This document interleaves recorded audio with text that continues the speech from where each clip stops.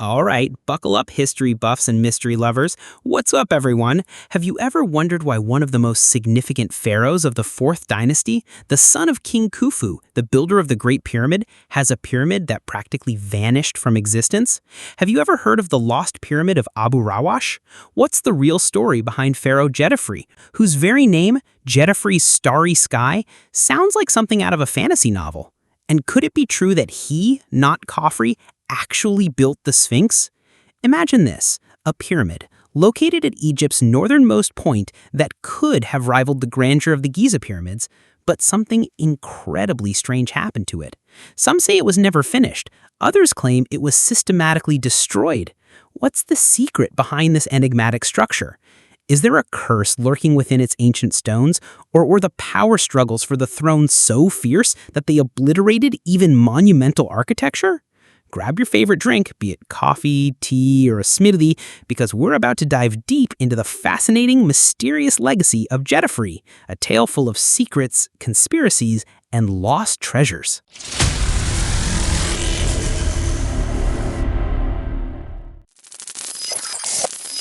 So, who exactly was Djedefre? Simply put, he was the son of King Khufu. Yep, that's right, the son of the Great Pyramids builder, the one we all know. Now, picture this. You're the son of the greatest king in Egyptian history. You're supposed to be the heir to the throne. Everyone's bowing down to you, right? But here's where the story takes a dramatic turn.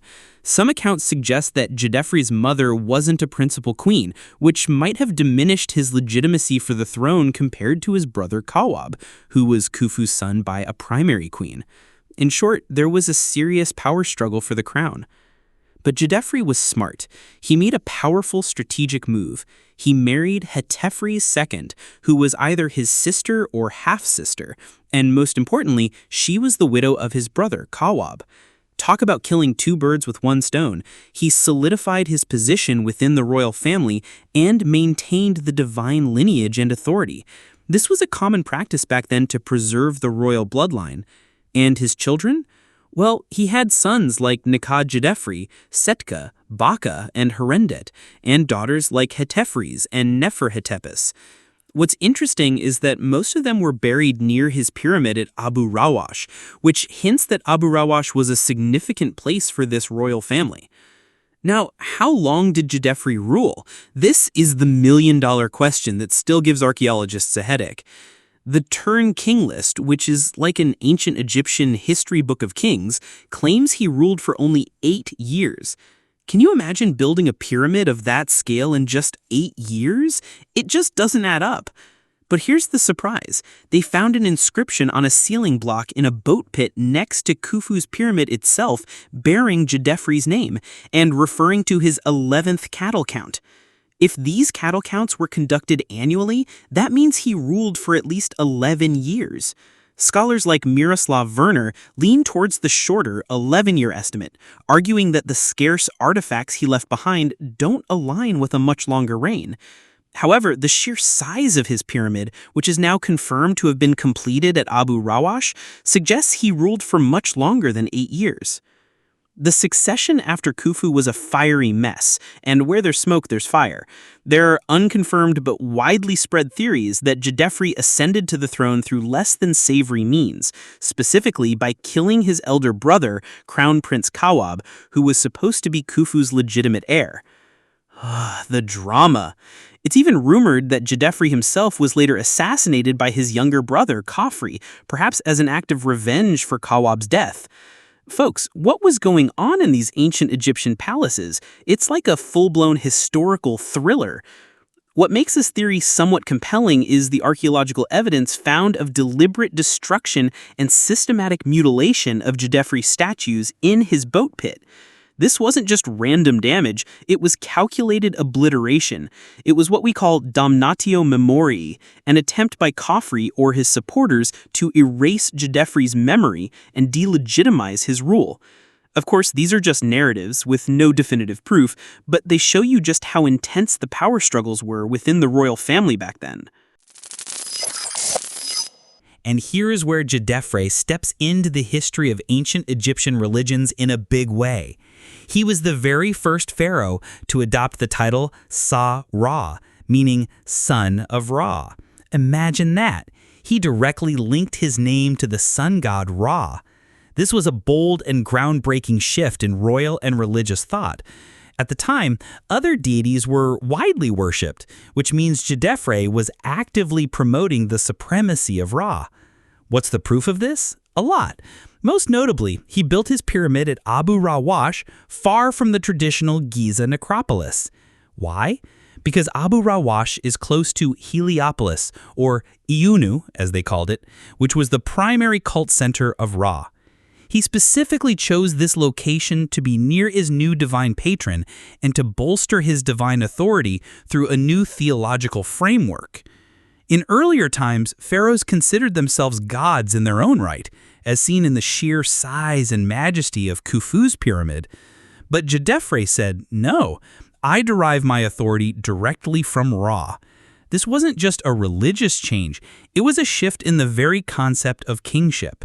His choice of Abu Rawash wasn't just a practical decision, it was a powerful symbolic one. It's as if he was saying, I am here, starting a new era, and I will leave my mark independently away from my father Khufu's shadow. This could also have been a very clever political maneuver to strengthen his authority, especially if there was a dispute over the throne, as we discussed. So, was Djedefre's pyramid ever finished or not? For a long time, the prevailing belief was that it was incomplete, and Djedefre's short reign was the reason. People would say, 8 years? How could he build a pyramid of that size in just 8 years? It must have been unfinished. But here's where modern discoveries, as we like to say, flipped the table. Excavations conducted by Michael Vologia's team from 1995 to 2007 definitively proved that this pyramid was completed during Djedefre's lifetime. These findings lend significant weight to the theory that Djedefre's reign was longer than 8 years, possibly extending to 11 years, as suggested by the cattle count inscription. This means the traditional image of Djedefre as a short-lived, perhaps even weak or possibly overthrown ruler is now being completely reshaped thanks to modern archaeology. The ruined pyramid we see today isn't proof of it being unfinished. No, it's evidence of extensive looting and destruction that occurred after Djedefre's reign. This new assessment radically changes our understanding of Djedefre's ambition, capability, and effectiveness as a pharaoh. It seems this guy was ahead of his time, but history just wasn't kind to him. Why did Djedefre specifically choose Abu Rawash to build his pyramid? It's the northernmost pyramid in Egypt, located about 8 kilometers north of the Giza Plateau. While his father Khufu and brother Khafre built their massive pyramids at Giza, Djedefre broke the mold. The strongest theory explaining this choice is the site's proximity to Heliopolis, the cult center of the god Ra. This aligns perfectly with his religious reforms and his adoption of the title Son of Ra. Another theory suggests that this move was due to family discord or a conflict with his family, as a way to distance himself from his father Khufu's legacy. It's like he was saying, I'm not Khufu, I'm Djedefre, and I have my own way and my own unique mark. But modern evidence largely rejects the idea of a major family conflict. Perhaps the elevation of the Abu Rawash plateau itself was a factor, making the pyramid visible and prominent from afar, and potentially even making it appear to be the same height as Khufu's pyramid from certain angles, even if it was smaller in actual size. Djedefre clearly knew how to pick his spot. So, Djedefre's move to Abu Rawash was driven by a strong and deliberate religious motivation. Building his pyramid near Heliopolis had both symbolic and practical goals, linking his rule and eternal resting place to the rising sun worship. This wasn't just a religious choice, it was a significant political decision. By associating himself with a powerful rising religious force and establishing a new royal necropolis, Djedefre was attempting to legitimize his rule, especially if there was indeed a succession dispute. This geographical shift was a deliberate affirmation of his distinctive royal ideology, a calculated step to forge a strong legacy, not merely a separation due to internal conflict. It shows how religious patronage could be transformed into political currency and a desire to leave a unique mark. Djedefre's pyramid design was ingenious. Had it been completed as intended, it would have been roughly the same size as Menkaura's pyramid, which is the third largest of the Giza pyramids. Its base measured 106 meters, and its original height was estimated to be between 57 and 67 meters. That means its original volume was around 131,000 cubic meters, a truly massive undertaking. But what was so brilliant about its design? The pyramid was built directly over a prominent rock outcrop. This natural rock formation formed a significant portion of the pyramid's core structure, about 45% of it. This not only saved a huge amount of labor and construction materials, but it also made the pyramid appear taller from its location, and could even have made it seem as tall as Khufu's pyramid from certain angles. Symbolically, this integration with nature harked back to the myth of the primeval mound, or Benben, from which the world and the sun god Ra emerged. It's as if Djedefre was saying, I am connected to creation and directly to the solar god. Genius in both design and symbolism. Unlike earlier pyramids, Djedefre's burial chambers were located beneath the pyramid itself, not within its core. This construction method is known as the pit and ramp technique. They excavated a massive pit, 21 meters by 9 meters and 20 meters deep, into the natural mound. Then a ramp was created to access the chambers and their passage. Once these chambers were complete, the pit and ramp were filled in, and the pyramid was built on top of them. Why did they do this? Was it for protection against robbery? It could have been an attempt to enhance security against tomb robbers, which was a major problem in ancient Egypt. The core of the pyramid consisted of approximately 15 horizontal layers of local limestone, and the pyramid's exterior is believed to have been covered with polished limestone and imported pink granite. Imagine that! The use of granite was rare in pyramids of this period, indicating Djedefre's desire for exceptional quality and luxury. This guy was certainly spending lavishly on his eternal home. The use of the pit and ramp method underground wasn't just a technical detail. No, it was a significant departure from the internal chamber designs prevalent during Khufu's time. It could have been for efficiency and ancient symbolism. Using the natural mound reduced the amount of materials and labor required, making construction easier and more cost-effective. But more importantly, building on a natural elevation directly linked the pyramid to the primeval mound, or Benben, from Egyptian creation myths, reinforcing Djedefre's divine status and his close connection to Ra, the god whose worship he strongly promoted. This pyramid was a religious and political statement all at once. Djedefre's pyramid complex was enclosed by an outer wall about 2.5 meters thick and was oriented on a north-south axis. This is a bit unusual, as the typical orientation during this period was east-west. The causeway leading to the complex was also remarkably long, approximately 1,700 meters. And what's even stranger is that no valley temple, which is usually found at the end of the causeway, has been discovered. Remains believed to be the mortuary temple were found on the eastern face of the pyramid. Its design has been described as very different from other known examples in the Old Kingdom.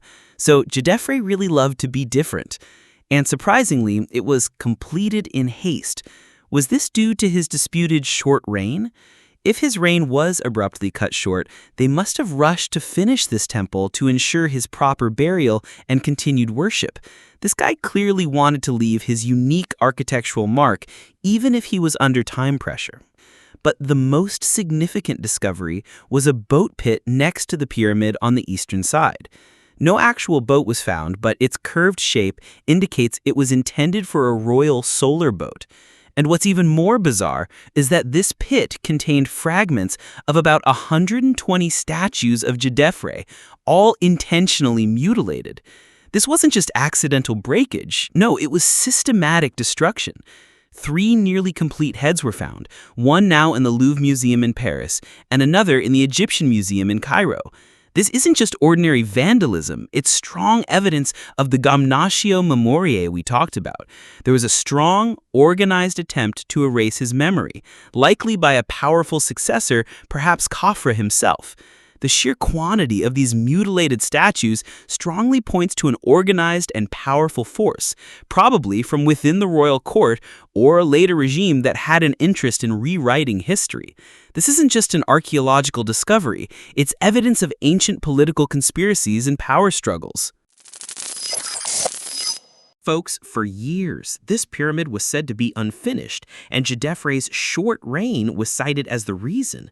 But recent discoveries, especially those made by Michel Valogia's team, have definitively proven that this pyramid was completed during Djedefre's lifetime. So why does it look so ruined now? Simply put, due to widespread and systematic quarrying of its stones over many centuries. This pyramid was literally turned into a quarry. Its destruction began early, during the late New Kingdom, around 1550 to 1050 BC, and this looting significantly intensified during the Roman and early Christian eras. When a Coptic monastery was built nearby, the pyramid became a convenient source of new building materials. Historical records indicate that stones were being transported at an astonishing rate, 300 camel loads daily. Can you imagine 300 camels every day carrying stones away from the pyramid? This wasn't just vandalism, this was a terrifying depletion of resources. Not just the pyramid, but also the statues within the complex, including those of Djedefre, were intentionally broken and defaced until the 2nd century AD.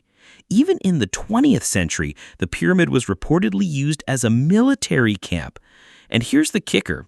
Archaeological evidence, a fragment of a diorite statue bearing the name of Menkaure, Djedefre's nephew, suggests that Menkaure might have carried out restoration work on the pyramid. This means that despite the prolonged looting, there were periods when attempts were made to preserve it or restore its legitimacy. The intensified destruction during the Roman and early Christian periods is very significant. As new empires and religions, like Christianity, became established in Egypt, ancient pharaonic structures lost their protection and sanctity for these new cultures. They no longer viewed them as sacred tombs. No, they became easy quarries for building new structures, as happened with the Coptic monasteries. This shows how much the changing religious and political landscape directly impacted the physical preservation of ancient monuments. The famous Sphinx at Giza. We all know it's widely believed that Khafre built it, right? But here's another intriguing and controversial theory that suggests Djedefre actually built it. Yes, the French Egyptologist Vassal Dobrev stated in 2004 that there is evidence indicating Djedefre was responsible for building the Sphinx in the image of his father, Khufu. What strengthens this theory is the discovery of a Sphinx statue of Djedefre's wife, Djetefres II, within his complex at Abu Rawash. This statue is considered by many to be the oldest royal Sphinx statue ever created.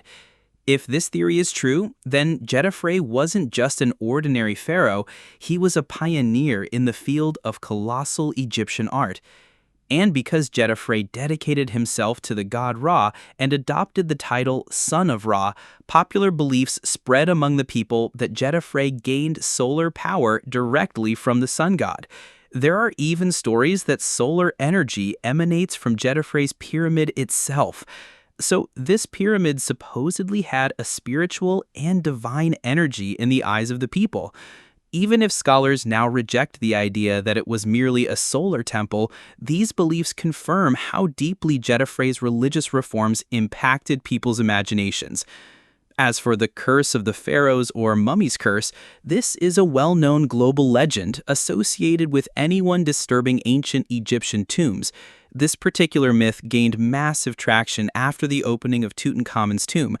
It claims to bring bad luck, illness, or death to anyone who defiles sacred burial sites. Of course, scientifically, this isn't true, but it reflects how much ancient Egyptians respected their dead and how much people fear the sanctity of the deceased.